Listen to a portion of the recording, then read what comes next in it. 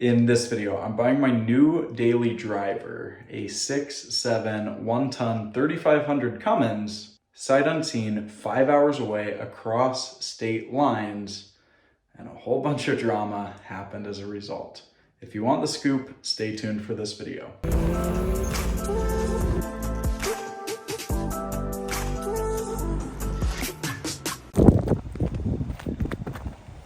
All right, what's going on? Quick little update regarding this Ram situation that I'm going to rephrase as a shituation. This truck has turned into a nightmare. I sent the transporter, they crashed, they wrecked, they didn't buy it. The seller thought I was faking a scam, and then I overnighted them the check. The check didn't get there the next day, so they thought it was fake again. And then it gets there, and they're from this podunk middle of nowhere town, just as I'm from.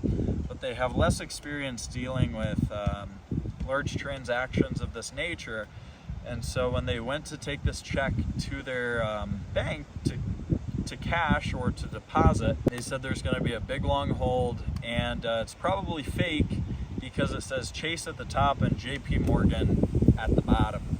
If you know Chase Bank, you know that that's all kosher. I literally sent them screenshots of my account, a picture of the check when I got it drafted, the receipt from Chase, like pulling out of the account, everything. So that was a mess. I called their bank and told them to call Chase and verify, like, hey, this is legit. I need my truck. The funds need to clear, because at this point I have 10 grand cash out, 11 grand cash, 10 for the truck, 1 for the transporter, sitting with the transporter, and then another 10 grand out. So $21,000 is just like floating for the stupid truck that I have never seen, touched, seen the title to, met the seller of, or PPI'd. So it's a little risky and a little interesting at this point. I'm getting a little frustrated by the situation, because usually I'm pretty even-keeled, mild-mannered, and calm about all of these things. It's my line of work. Anyway, that happens, and then I contact the transporter. It's a 5-hour drive, literally straight across Ohio. The transporter, to set it up, they say, well, we can't find a driver. Any update? No. Any update? No. Any update? No. I'm just going back and forth with the transport company because it's two like middle of nowhere podunk towns. There's no good interstate that connects them, and it's not a huge, like, massive paying job for somebody. It's only 5 hours, so it's not like, yeah, I'd go from New York to Colorado to California. It's like, who's driving through middle of Ohio, Pennsylvania, to go to middle of Indiana, into like redneck country, if I'm being honest. So I hear nothing from the transporter for a few days, and then I finally hear back, and they say, hey, we got a truck booked for tomorrow. Are you good to go? I said, my dad's retired.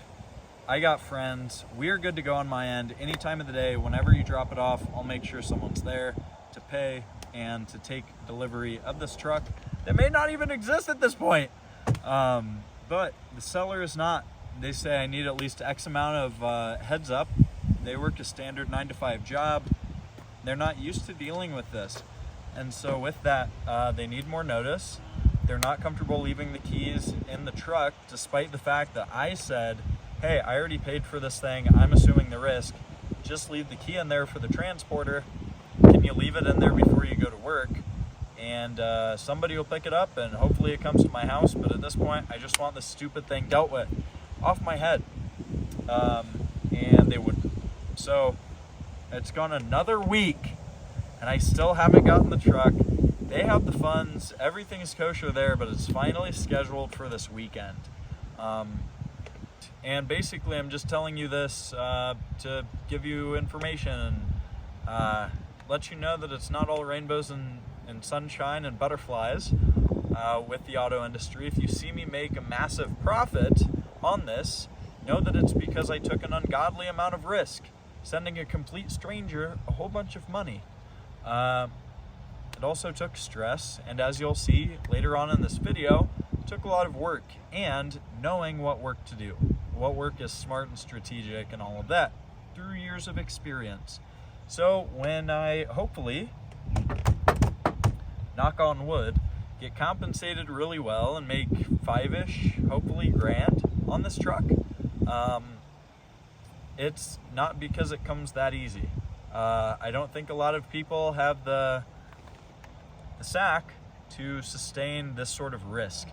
The risk tolerance to mail a stranger from 5 hours from where you live a check for 10 grand for a truck you've never seen PPI'd seen the title for. Is it dumb? Probably. Has it worked out in the past? Yes. Should I be sharing this on YouTube for other people to bait me in with listings that are too good to be true and good deals, and then they scam me? Probably not wise. But for now, that's what I do. And so hopefully it pans out well. You'll see in the next clip, which for you is right now, for me, a couple days. Anyway, that's the update. So doing a initial cold start. This thing's been sitting for a couple days while I've been waiting, and hopefully you can see it okay. But we got the wait to start still waiting. There we go. That fires right up. No lights on. The steering wheel cover is disgusting. Ew, it's like an old woman's sock.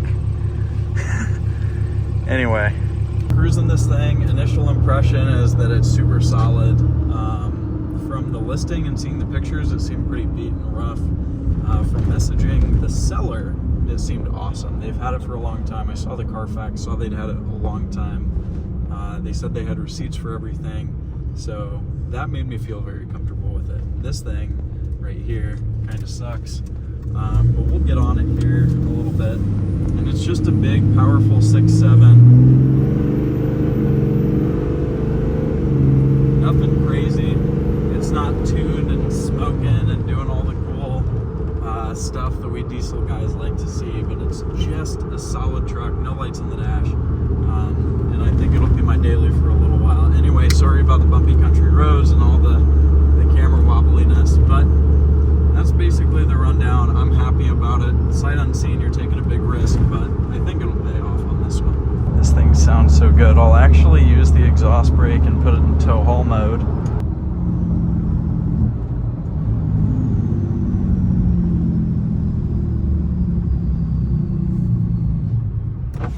There we go. Maybe a little takeoff.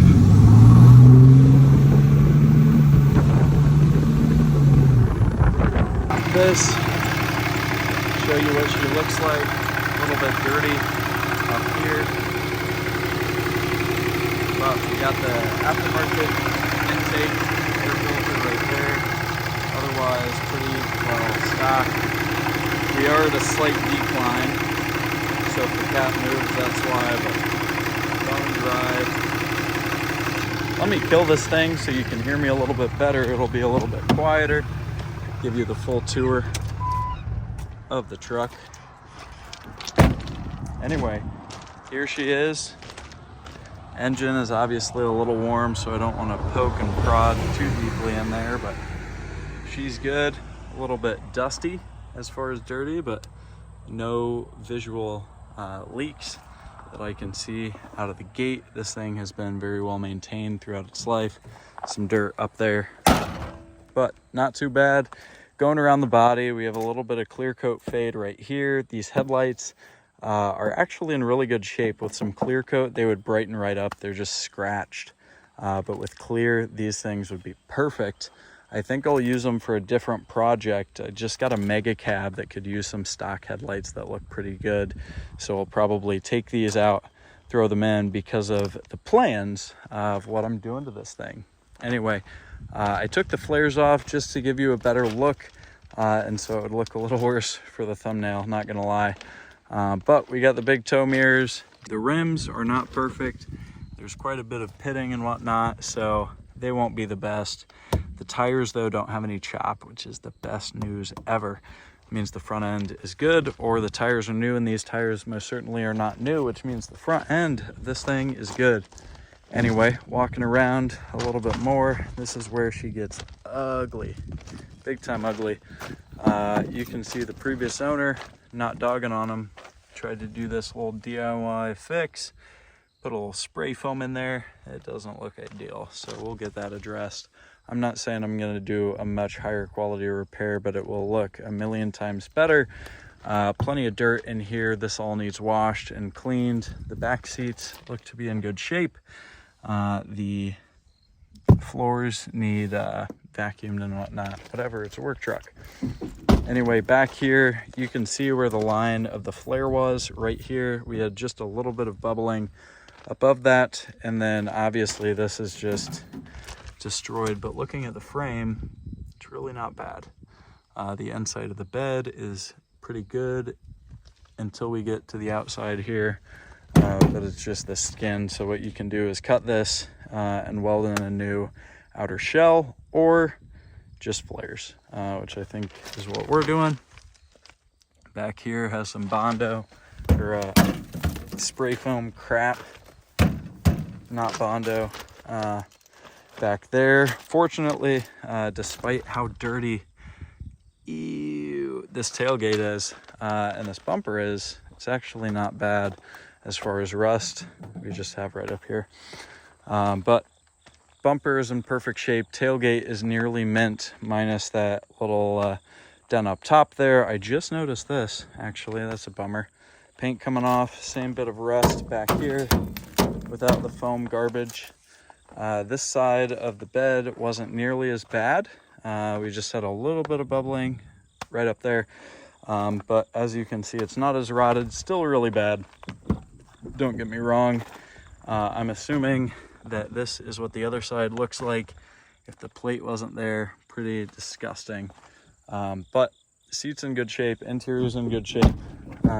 Show you this really quickly. I got some personal stuff in the passenger seat, title with my info on it, so maybe won't show you that. But very dirty, as you can see here, and very just dusty, dirty work truck. They use this thing for years and years and years, and that is why it's so filthy.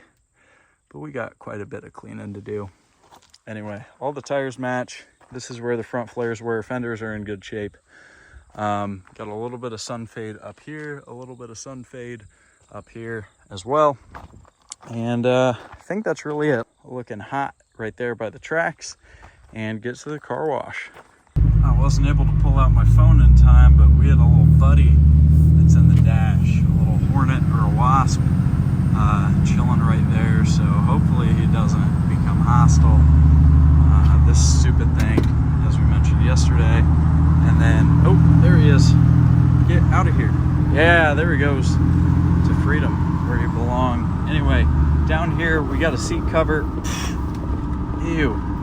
But hopefully the seat underneath is still okay. Quite forward down here, brake controller down there as well. Factory radio. I think that's about it for the interior. And we got awesome news. I'm trying to fill up some good news, some bad news. Good news, I took the seat cover off. This is mint. A little bit of an indentation here from getting in and out, but otherwise the seat is immaculately clean. These things have been on for a while, so no stains, none of the grossness. This isn't worn down. This is just dirt. That'll come off. We have plenty of dirt down here, but all of that is easily cleanable and addressable, which is good news. But the bummer is I don't have a key for this thing. So I just text the seller. We'll see if they left it somewhere in the truck, hopefully so. Otherwise, I'll have to break this or something. Well, we are running low on fuel. Luckily, the gas light's not on yet, so we'll just have to be mindful. The parts store is pretty close, so I'll get my cash back from here, go to the parts store, fuel back up. Well, we are back in business, heading out from the O'Reilly. Luckily, it's not far from the road. They let me use tools. I just broke the thing off. Had to buy a new gas cap, 10 bucks down the drain, but if that's the only shafting I'm getting from the seller as far as like unexpected, I'd say that's an excellent buy. Usually it can go a lot worse. So we'll see as we continue driving this, how things transpire. Not the end of the world. I'm already pulling back to the gas station right now, so short little detour completed, and we should be able to fuel back up. So that wraps up part 1 of this video. Buying it, I guess it was just the gas cap on top of all of the stress. Anyway, if you want to stay tuned for what this truck turns into, and more importantly, how much ultimately gets made on it, then subscribe to the channel to stay up to date with future videos with this series specifically, or other vehicles. I do a whole bunch of stuff, so stay tuned if you want to, and with that in mind, I'll see you on the next one. Peace.